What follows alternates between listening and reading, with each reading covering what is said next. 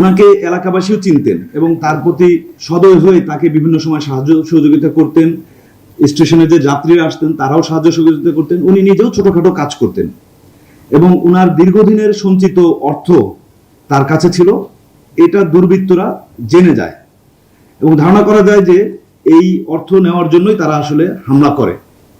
পরবর্তীতে railway police Bhairab থানাতে ওই স্টেশনের যে সহকারী স্টেশন মাস্টার তিনি বাদী হয়ে 380, 323 এবং 506 ধারা অর্থাৎ চুরি, জখম এবং হত্যা চেষ্টার মামলা দায়ের করেন।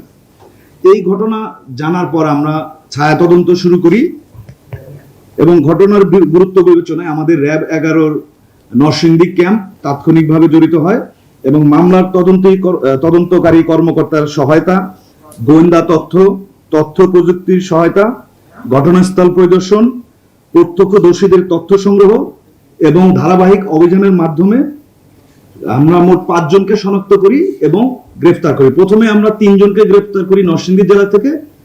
2 জন ওই ঘটনাস্থল অর্থাৎ নরসিংদী এলাকায় ছিল না। পরবর্তীতে তারা ব্রাহ্মণবাড়িয়ার নবীনগর উপজেলাতে চলে যায়।